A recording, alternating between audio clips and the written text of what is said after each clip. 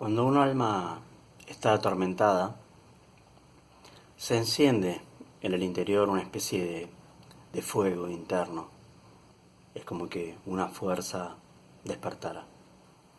Y si se está en tiempo, esa fuerza, ese fuego, puede provocar una transmutación de ese sufrimiento en conocimiento, en verdadero conocimiento y en realización espiritual. Ahora, si no se está en tiempo, esa fuerza, esa rebelión interna como consecuencia del sufrimiento simplemente produce que uno reniegue de Dios, de la vida, de las personas que tiene a su alrededor, del trabajo, de la situación económica. Siente odios, siente anhelos de venganza. Pero repito, si se está en tiempo, un sufrimiento puede transmutarse para que la persona ascienda un escalón en la realización espiritual.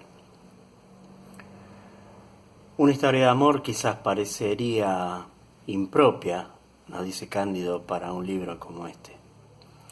Pero eso es producto de nuestra mente, ¿no? Que quizás no ubica bien el significado de la palabra amor.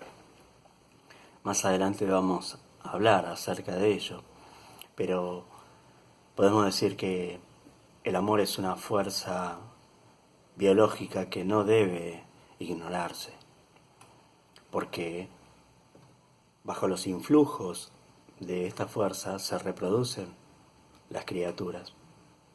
Y esto lo digo porque hay montones de religiones o de agrupaciones espirituales que han renegado de la sexualidad, ¿no? Y lo consideraban como una especie de camino hacia la beatificación, ¿no? O la elevación espiritual. Y eso no es verdad. Un gran maestro posteriormente le enseña a Cándido, le dice esta famosa enseñanza. Y dice esto: los santos que creen que son santos por su castidad olvidan que ellos no hubieran llegado a ser santos si sus padres hubiesen sido castos. Cándido tenía una amiga a quien voy a llamar con las iniciales E-B corta, E-B. Y era una chica, podríamos definirla como muy impulsiva, y que si nosotros la juzgaríamos bajo nuestros patrones sociales y culturales, podríamos decir que era una chica de costumbres fáciles, de costumbres así impulsivas, porque ella era capaz de amar o odiar sin que le importara absolutamente nada. Es decir, no se preocupaba en absoluto por el qué dirán, ¿no? Y el maestro nos hace esta aclaración, que a pesar de ser tan impulsiva, ella era capaz de vibrar con la alegría y con el dolor de los seres humanos y de los animales, sin pensar. Era una reacción, era muy transparente en su accionar. Y fue muchísimas veces ella, y no Cándido, la que, ante una experiencia de crueldad o de sufrimiento, era ella la que actuaba. Y Cándido se quedaba cruzado de brazos, ¿no? Como resignado ante lo que estaba pasando, o pensando que no se podía intervenir por tal o cual cosa. Y esto nos deja, en cierta manera, ¿no?, una enseñanza, porque Uno a veces cree tener ciertos conocimientos espirituales, ¿no? Y creemos que nos encontramos en un escalón superior a los demás porque tenemos una serie de conocimientos. Pero recuerden siempre esto, los conocimientos son simplemente conocimientos, no nos hablan del ser. Una persona normal me refiero a que no tiene, digamos, ningún tipo de conocimiento espiritual, no va a la iglesia, no va a ningún lado, simplemente vive su experiencia, de repente quizás es mucho más auténtica, simplemente siguiendo sus impulsos que lo guían a hacer cosas buenas o cosas malas, ¿no? Pero es auténtica en su accionar, en su manera de sentir. Y quizás nosotros pensamos que con ciertos conocimientos que hemos adquirido a través de cursos, a través de libros, ¿no? O pertenecer a alguna escuela espiritual o esotérica, creemos que estamos un poquito por encima de los demás, ¿no? Que somos un poquitito mejores. Y eso es un gran error. A mí mi maestro me dio una gran lección. Hace más de 20 años él me dijo, vos sabes mucho, has leído mucho y te has formado mucho, pero tenés que darle de comer a tu alma. Esa enseñanza quedó grabada a fuego en mi corazón. Y esto de darle de comer al alma significa esto, dejar de lado toda la estructura mental, ¿no? De todas las cosas que uno ha leído para tratar de comunicarse directamente con la vida. Y esto era lo que hacía la amiga de Cándido, Eve. Interactuar directamente con la vida, sin filtros. Quizás podía equivocarse, quizás no, pero bueno, era lo que ella sentía. Hubo una vez un episodio en donde un grupo de personas tenía arrinconado a un gato contra la pared y lo estaban amenazando con palos y piedras. Entonces la amiga de Cándido, sin pensarlo, va hacia el lugar, le arrebata el palo al hombre que le estaba por pegar, ¿no? Y no escucha que el hombre le dice, pero tiene rabia, mirá cómo está. Ella agarra y le dice, déjenlo tranquilo, solo está asustado. Se agacha, se empieza a acercar lentamente y todo el mundo estaba expectante, ¿no? Tenía miedo porque el animal estaba enfurecido. Y sin embargo ella empezó a hablar dulcemente, se empezó a acercar hasta que le empezó a acariciar la cabeza. Y finalmente lo alza en brazos, lo aprieta contra su pecho y finalmente se lo lleva a su casa donde el gatito durmió feliz y contento. Cándido nos cuenta una historia que es la otra cara de la moneda. Una mañana, Cándido sale del hospital y ve a una monjita, a la cual ya conocía porque esta monjita estaba todos los días ayudando a los enfermos. Había ofrecido su vida para cuidar a los enfermos. Y esta monjita pasa por al lado del hueco de un ascensor y de ese hueco trataba de salir un pobre gatito arañando las paredes, tratando de buscar algunas salientes para treparse y poder escapar. Y cuando el gatito asoma las garras, ¿no?, en el bordecito del hueco del ascensor, la monja agarra y con sus gruesos zapatos le aprieta las patitas. El gato emite un sonido de dolor y cae nuevamente al pozo. Y el maestro nos cuenta que inclusive hubo como una mueca de satisfacción por lo que había hecho. Entonces fíjense, tenemos las dos caras de la moneda.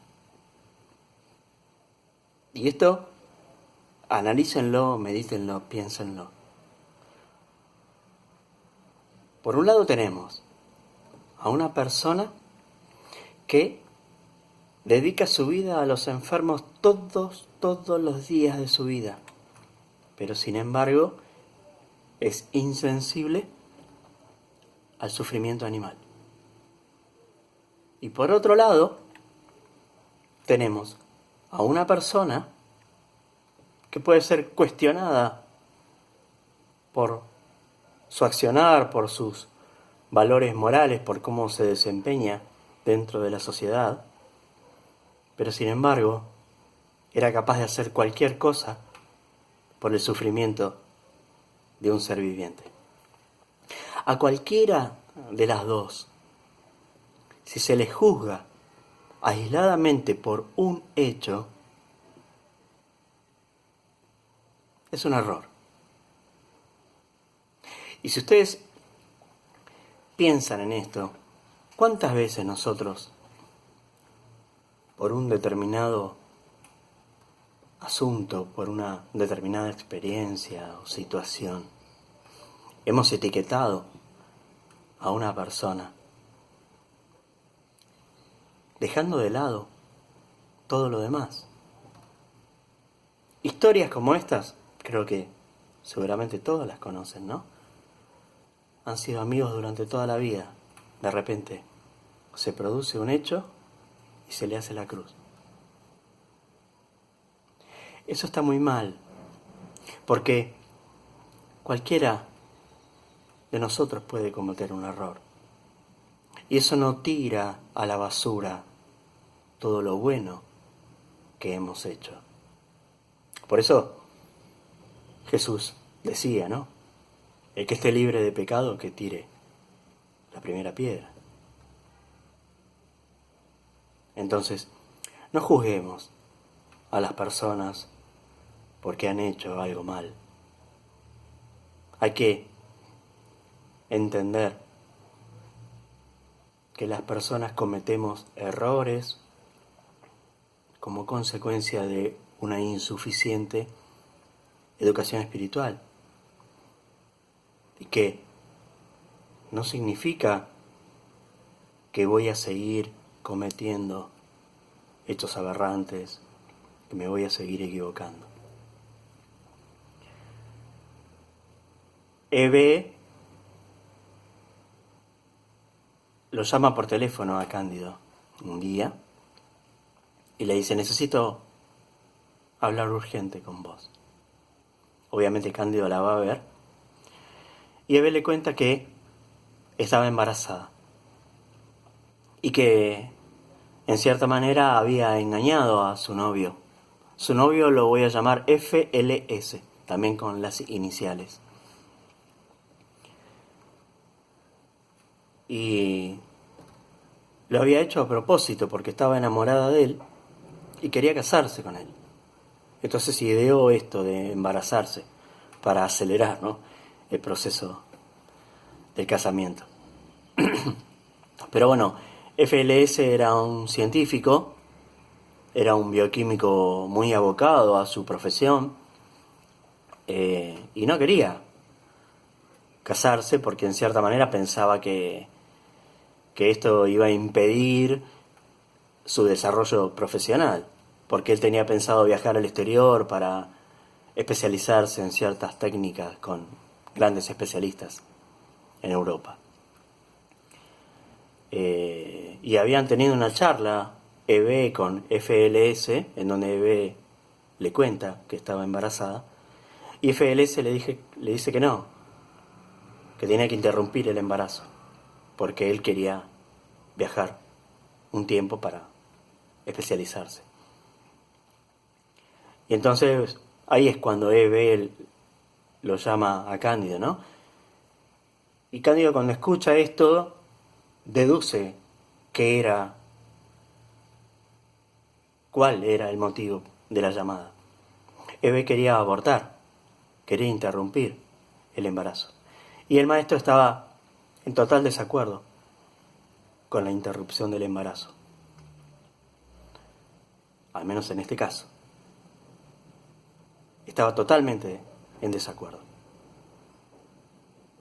Esto lo digo al menos en este caso porque quizás vieron que este tema hoy en día está muy sensible y algunas personas pueden llegar a plantearme, pero si la nena tiene 12 años y fue violada por un tipo, por un perverso, no tiene derecho a interrumpir su embarazo. Entonces yo no voy a entrar en esas cuestiones, pero sí creo fehacientemente que cada persona es dueña, ¿no?, de hacer de su vida lo que quiera. Pero una persona grande, ¿no?, una persona que ha hecho algo conscientemente sabiendo que va a quedar embarazada y luego decide interrumpir el embarazo, al menos a mí no me parece que esté bien. Ahora sí, por condiciones de fuerza mayor, una mujer ha sido abusada, eso ya es otra historia, ¿no? En este caso, el maestro, repito, estaba en contra de que Eve abortara porque ella había querido quedar embarazada. Y Cándido se lo explica a ella, le dice, no, mirá, yo estoy totalmente en contra de esto. Y bueno, charlan un buen rato y como Eve en el fondo amaba la vida, decide llevar adelante el embarazo. Y Cándido le promete a Eve que iba a hablar con FLS para que se ablande, ¿no?, y pueda acceder al casamiento. Bueno, así sucede finalmente, ¿no? Cándido convence a FLS, se produce el casamiento, Cándido va a la boda y luego de la boda decide acompañarlos a la estación ferroviaria, ya que partían en viaje de luna de miel. Los despide y era muy tarde, estaba prácticamente solo en el andén. Y de repente siente su perfume. Ese perfume era inconfundible, ella tenía que estar en algún lado. Cándido miraba para todos lados y estaba todo vacío. Era muy tarde. Y de repente se empieza a llenar el andén de una bruma espesa, ¿no? Y él sigue sintiendo ese perfume hasta que la bruma empieza a disiparse y ve que ella está acercándose, viene caminando hacia él. De repente todo el andén empezó nuevamente con todo el bullicio, se empieza a llenar de gente, ¿no?, como un día de semana. Y ella viene corriendo y le dice, subamos ya, subamos, porque el tren va a arrancar. Y entonces, bueno, inclusive tienen que correr un poco porque el tren ya estaba un poquito en movimiento. Y Cándido se sube al vagón y cuando la agarra a ella de la cintura, ¿no?, es como que la aprieta contra su cuerpo. Y el maestro nos cuenta en el libro que era la primera vez que él sentía el contacto con ella, el contacto físico, ¿no? El agarrarla de la cintura, el sentir el roce de sus mejillas. Y bueno, él queda como pasmado, ¿no? Y se la queda mirando. Ella vestía la misma blusa blanca, la pollera azul, ¿no?, y la piedra roja de la frente ahora estaba a modo de gancho con una capa que cubría casi todo su cuerpo. Cuando tienen ese contacto físico, el maestro nos cuenta que ahí él entendió, él sintió que Ela y Cándido estuvieron siempre, pero siempre unidos. Quizás desde el inicio mismo de la creación. Y de este tema de dos personas, de una pareja, que lo voy a llamar la pareja cósmica, que dos personas estén juntas desde el inicio de la creación, voy a hablar en otros videos.